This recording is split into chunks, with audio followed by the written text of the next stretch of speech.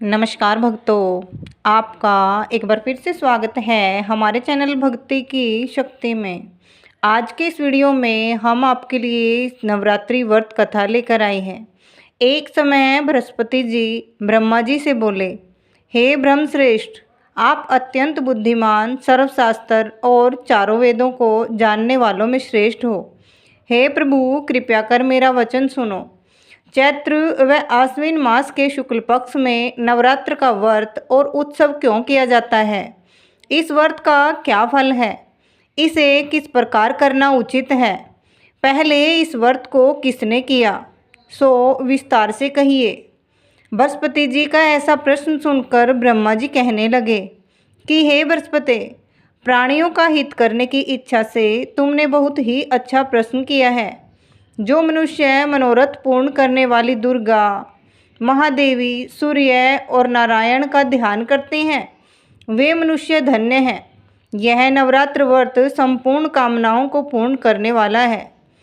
इसके करने से पुत्र चाहने वालों को पुत्र, धन चाहने वालों को धन, विद्या चाहने वालों को विद्या और सुख चाहने वालों को सुख मिलता है। इस व्रत को करने से रोगी मनुष्य का रोग दूर हो जाता है और कारागार हुआ मनुष्य बंधन से छूट जाता है। मनुष्य की तमाम आपत्तियां दूर हो जाती हैं और उसके घर में संपूर्ण संपत्तियां आकर उपस्थित हो जाती हैं। बंध्या और काक बंध्या को इस व्रत के करने से पुत्र उत्पन्न होता है। समस्त पापों को दूर करने वाले इस व्रत के करने से ऐसा कौन सा मनोबल है जो सिद्ध नहीं हो सकता? जो मनुष्य अलबय मनुष्य देह को पाकर भी नवरात्र का व्रत नहीं करता, वह माता पिता से हीन हो जाता है, अर्थात उसके माता पिता मर जाते हैं और अनेक दुखों को भोगता है। उसके शरीर में कुछ हो जाता है और अंग से हीन हो जाता है। उसके संतान उत्पत्ति नहीं होती। इस प्रकार वह मूर्ख अनेक दुख भोगता है। इस व्रत को न करने वाला निर्दयी मनुष्य धन और धान्य से रहित हो भूख और प्यास के मारे पृथ्वी पर घूमता है और गूंगा हो जाता है। जो विधवा स्त्री भूल से भी इस व्रत को नहीं करती, वह पतिहीन होकर नाना प्रकार के दुखों को भोगती है। यदि व्रत करने वाला मनुष्य सारे दिन का उपवास न कर सके तो एक समय भोजन करे और उस दिन बांधवों सहित नवरात्र व्रत की कथा करे। हे बृहस्पति, जिसने पहले इस व्रत को किया है, उसका पवित्र इतिहास मैं तुम्हें सुनाता हूँ। तुम सावधान होकर सुनो। इस प्रकार ब्रह्मा जी का वचन सुनकर बृहस्पति जी बोले, हे ब्राह्मण, मनुष्यों का कल्याण करने वाले इस व्रत के इतिहास को मेरे लिए कहो। मैं सावधान होकर सुन रहा हूँ। आपकी शरण में आए हुए मुझ पर कृपा करो। ब्रह्मा जी बोले, पीठत नाम के मनोहर नगर में एक अनाथ नाम का ब्राह्मण रहता था। वह भगवती दुर्गा का भक्त था। उसके संपूर्ण सद्गुणों से युक्त मनो ब्रह्मा की सबसे पहली रचना हो। ऐसी यथार्थ नाम वाली सुमति नाम की एक अत्यंत सुंदर पुत्री उत्पन्न हुई। वह कन्या सुमति अपने घर के बालकपन में अपनी सहेलियों के साथ क्रीड़ा करती हुई इस प्रकार बढ़ने लगी जैसे शुक्ल पक्ष में चंद्रमा की कला बढ़ती है। उसका पिता प्रतिदिन दुर्गा की पूजा और होम करता था। उस समय वह भी नियम से वहां उपस्थित होती थी। एक दिन वह सुमति नाम सखियों के साथ खेलने लग गई और भगवती के पूजन में उपस्थित नहीं हुई। उसके पिता को पुत्री की ऐसी असावधानी देखकर क्रोध आया और पुत्री से कहने लगा कि हे दुष्ट पुत्री, आज प्रभात से तुमने भगवती का पूजन नहीं किया। इस कारण मैं किसी कुष्ठी और दरिद्रती मनुष्य के साथ तेरा विवाह करूँगा। इस प्रकार कुपित पिता के वचन सुनकर सुमति को बड़ा दुख हुआ और पिता से कहने लगी कि हे पिताजी, मैं आपकी कन्या हूँ। मैं आपके सब तरह से अधीन हूँ। जैसी आपकी इच्छा हो वैसा ही करो। राजा कुष्ठी अथवा और किसी के साथ जैसी तुम्हारी इच्छा हो मेरा विवाह कर सकते हो, पर होगा वही जो मेरे भाग्य में लिखा है। मेरा तो इस पर पूर्ण विश्वास है। मनुष्य जाने कितने मनोरथों का चिंतन करता है, पर होता वही है जो भाग्य में विधाता ने लिखा है। जो जैसा करता है उसको वैसा ही फल मिलता है, उसके कर्मों के अनुसार। क्योंकि कर्म करना मनुष्य के अधीन है, पर फल देव के अधीन है। जैसे अग्नि में पड़े तृणाती अग्नि को अधिक प्रदीप्त कर देते हैं, उसी तरह अपनी कन्या के ऐसी निर्भयता से कहे हुए वचन सुनकर उस ब्राह्मण को अधिक क्रोध आया। तब उसने अपनी कन्या का एक कुष्ठी के साथ विवाह कर दिया और अत्यंत क्रुद्ध होकर पुत्री से कहने लगा कि जाओ, जल्दी जाओ, अपने कर्म का फल भोगो। देखें केवल भाग्य भरोसे पर रहकर तुम क्या करती हो। इस प्रकार से कहे हुए पिता के कटु वचनों को सुनकर सुमति मन में पति विचार करने लगी कि अहो, मेरा बड़ा दुर्भाग्य है जिससे मुझे ऐसा पति मिला। इस तरह अपने दुख का विचार करती हुई वह सुमति अपने पति के साथ वन चली गई और भयावने कुश युक्त उस स्थान पर उन्होंने वह रात बड़े कष्ट से व्यतीत की। उस गरीब बालिका की ऐसी दशा देखकर भगवती पूर्ण पुण्य के प्रभाव से प्रकट होकर सुमति से कहने लगी कि हे दीन ब्रह्माणी, मैं तुम पर खुश हूँ, तुम जो चाहो वरदान मांग सकती हो, मैं खुश होने पर मनवांछित फल देने वाली हूँ। इस प्रकार भगवती दुर्गा का वचन सुनकर ब्रह्माणी कहने लगी कि आप कौन हैं जो मुझ पर खुश हुई हैं, वह सब मेरे लिए कहो और अपनी कृपया दृष्टि से मुझे दीन दासी आदि शक्ति तो कृतार्थ करो। ऐसा ब्रह्माणी का वचन सुनकर देवी कहने लगी कि मैं आदिशक्ति हूँ और मैं ही ब्रह्म विद्या और सरस्वती हूँ। मैं खुश होने पर प्राणियों का दुख दूर करने और उनको सुख प्रदान करती हूँ।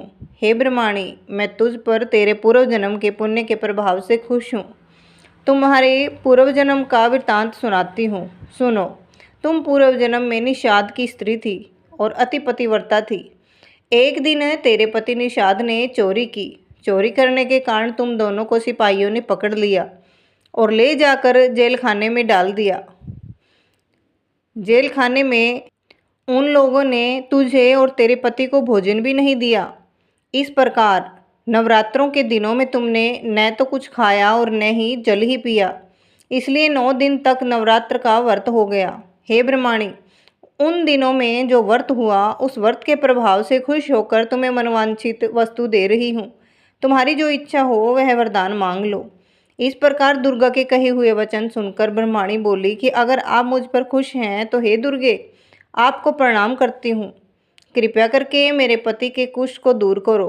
देवी कहने लगी कि उन दिनों में जो तुमने व्रत किया था उस व्रत के एक दिन का पुण्य अपने पति का कुष्ठ दूर करने के लिए अर्पण करो।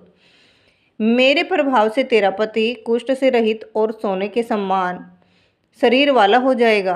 ब्रह्मा जी बोले। इस प्रकार देवी का वचन सुनकर वह ब्रह्माणी बहुत खुश हुई और पति को निरोग करने की इच्छा से ठीक है ऐसे बोली।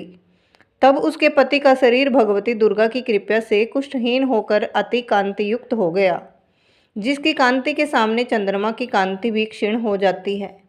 वह ब्रह्माणी पति की मनोहर देह को देखकर देवी को अति पराक्रम वाली समझकर स्तुति करने लगी। हे दुर्गे, आप दुर्गत को दूर करने वाली, तीनों जगत की संताप हरने वाली, समस्त दुखों को दूर करने वाली, रोगी मनुष्य को निरोग करने वाली, प्रसन्न होकर मनवांछित फल देने वाली और दुष्ट मनुष्य का नाश करने वाली हो। तुम ही सारे जगत की माता और पिता हो। हे अम्बे, मुझे अपराध रहित अबला की मेरे पिता ने कुष्ठी के साथ विवाह कर मुझे घर से निकाल दिया। उसकी निकाली हुई पृथ्वी पर घूमने लगी। आपने ही मेरा इस आपत्ति रूपी समुद्र से उद्धार किया है। हे देवी, आपको प्रणाम करती हूँ, मुझ दीनहीन की रक्षा कीजिए।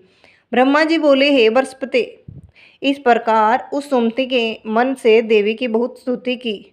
उससे हुई स्तुति सुनकर देवी को बहुत संतोष हुआ और ब्रह्माणी से कहने लगी कि हे ब्रह्माणी, उदाल्य नाम का अति बुद्धिमान, धनवान, कीर्तिमान और जितेंद्रिय पुत्र शीघ्र होगा। ऐसे कहकर वह देवी उस ब्रह्माणी से फिर कहने लगी कि हे ब्रह्माणी, और जो कुछ तेरी इच्छा हो वह मनवांछित फल मांग सकती हो। ऐसा भगवती दुर्गा का वचन सुनकर सुमति बोली कि हे भगवती दुर्गे, अगर आप मेरे ऊपर खुश हो तो कृपया कर मुझे नवरात्रि व्रत विधि बताइए। हे दयावंती, जिस विधि से नवरात्र व्रत करने से आप खुश होती हैं उस विधि और उसके फल को मेरे लिए विस्तार से वर्णन कीजिए। इस प्रकार ब्रह्माणी के वचन सुनकर दुर्गा कहने लगी, हे ब्रह्माणी, मैं तुम्हारे लिए संपूर्ण पापों को दूर करने वाली नवरात्र व्रत की विधि को बताती हूँ, जिसको सुनने से समाप पापों से छूटकर मोक्ष की प्राप्ति होती है। आश्विन मास के शुक्ल पक्ष की प्रतिपदा से लेकर 9 दिन तक विधि पूर्वक व्रत करें।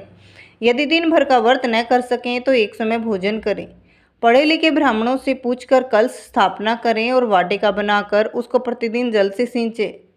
महाकाली, महालक्ष्मी और महासरस्वती इनकी मूर्तियां बनाकर उनकी नित्य विधि सहित पूजा करें और पुष्पों से विधि पूर्वक अर्घ्य दें। भिजोरा के फूल से अर्घ्य देने से रूप की प्राप्ति होती है। जायफल से कीर्ति, दाख से कार्य की सिद्धि होती है। आंवले के सुख और केले से भूषण की प्राप्ति होती है। इस प्रकार फलों से अर्घ्य देकर यथाविधि हवन करें। खांड, घी, गेहूँ, शहद, जौ, तिल, बिल्व, नारियल, दाख और कंदब इनसे हवन करें। गेहूँ होम करने से लक्ष्मी की प्राप्ति होती है। खीर व चंपा के पुष्पों से धन और पत्तों से तेज और सुख की प्राप्ति होती है। आंवले से कीर्ति और केले से पुत्र होता है। कमल से राज, सम्मान और दाखों से सुख संपत्ति की प्राप्ति होती है। खंड, घी, नारियल, जौ और तिल इनसे तथा फलों से होम करने से मनवांछित वस्तु की प्राप्ति होती है। व्रत करने वाला मनुष्य इस विधान से होम कर आचार्य को अत्यंत नम्रता से प्रणाम करें और व्रत की सिद्धि के लिए उसे दक्षिणा जरूर दे। इस महाव्रत को पहले बताई हुई विधि के अनुसार जो कोई करता है उसके सब कार्य सिद्ध हो जाते हैं।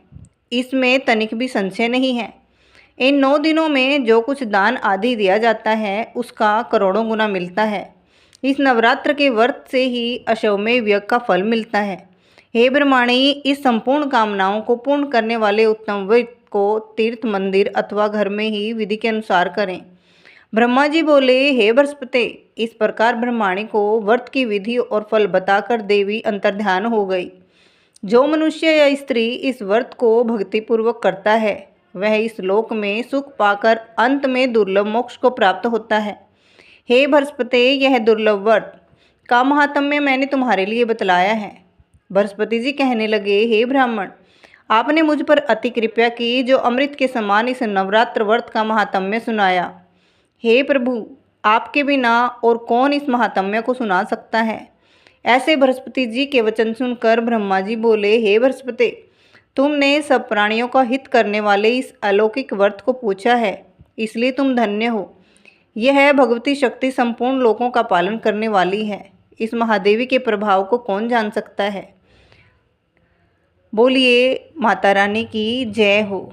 ऐसी ही और भी आध्यात्मिक और रोचक कहानियाँ सुनने के लिए हमारे चैनल को सब्सक्राइब करें और वीडियो को लाइक और शेयर ज़रूर करें। धन्यवाद। राधे राधे। जय श्री कृष्णा।